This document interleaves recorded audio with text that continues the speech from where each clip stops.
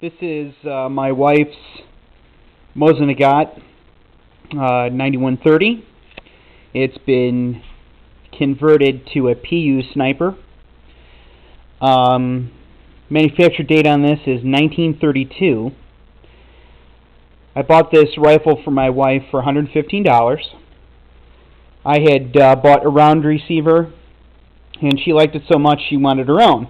And of course, she wanted to outdo me, so she wanted one that was the hex receiver rather than the round. And rather than converting this to a PU, she wanted to convert it to a PE. Since this is 1932, the stock was in rough shape. I mean, it was in rough shape. I started with 100 grit sandpaper and worked my way down to ultrafine steel wool. She didn't want to use the water-based walnut stain that came with the Casey's Birchwood refinishing kit that I had. She'd wanted something a little lighter, a little bit more red, so she picked out this stain. It is a gun stock finish made by Minwax. It's an oil base, and it is slick. I mean, this was my second one, so I had some real experience from doing the first one, and this thing turned out great. Bolt converted by Max Shepard off eBay. Same thing as my other video. He just did a great job. You can't even tell that it was ever anything other than a bent bolt. Scope and mount is from AccuMounts, another reproduction, but I mean great. And I don't know if you're going to be able to see this, but they were actually able to engrave, I mean really high quality.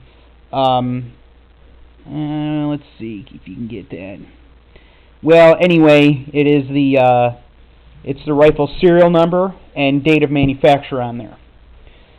This rifle also came with the leather lens caps, and it came with a canvas scope cover that also covers the entire action of the rifle.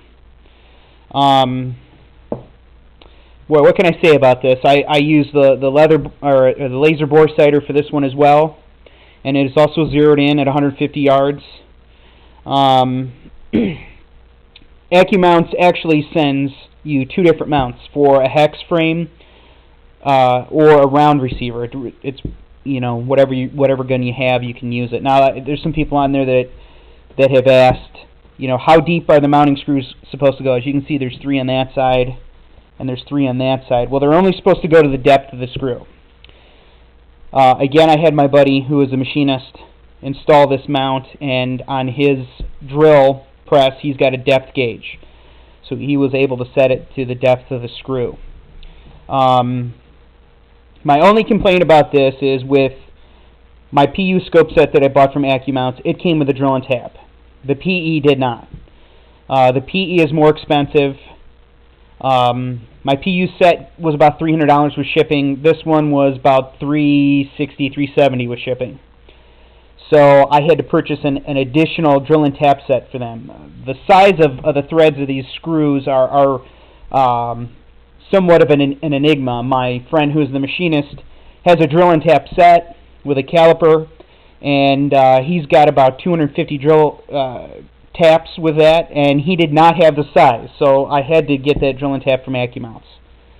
The rifle turned out great. I mean, you probably can't really see this, but there were some deep dings and gouges in the wood. One problem about the factory refinishing is they went as fast as they could. So they would sand against the grain and it was really kind of nasty. But, it turned out great. It's like glass. And my refinishing kit came with a satin polish. And we thought maybe about a satin, but she really liked the gloss, so we left it that way. One thing I will say, being the 1932 versus the 43 that I have, the 1932 versus the 43 that I have, the bore was really dirty. It took me a long time to clean that bore out. But the overall blue on the rifle is excellent.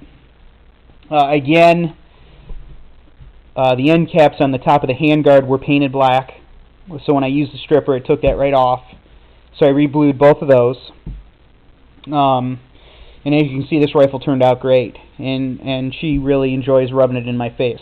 So you don't really see a lot of the PEs. You know, that was one thing. You know, it's got an 8-power scope where the PU has a 4. So I mean, you know, this is something that you just don't see all that often. Just a quick recommendations for you know, you out there that are thinking about refinishing your stocks. The average stock obviously isn't going to be this long. I mean, this thing is a monster. And I also, when you strip it, you know, you strip the whole stock, so inside as well is stripped. And I wanted everything to be stained. I wanted everything to be sealed. So I created a hanger and ran it through the front gusset for the sling. And you know, you're gonna miss spots when you put a coat on. You think you've got everything, and then after you let it dry and cure up, you find there's a spot that you've missed. So I mean, you'll just take your time to refinish the stock. It took me about a week, actually, because I let it dry in between coats. So, but I mean, it turned out great. My total cost, the rifle was $115. Scope and the mount was about $370. Bolt was about $50. So I've got under $600 in this rifle, and I mean, it really turned out awesome, and it's really the perfect companion to my PU sniper. So there you go, YouTube. Mosin Nagant PE sniper rifle.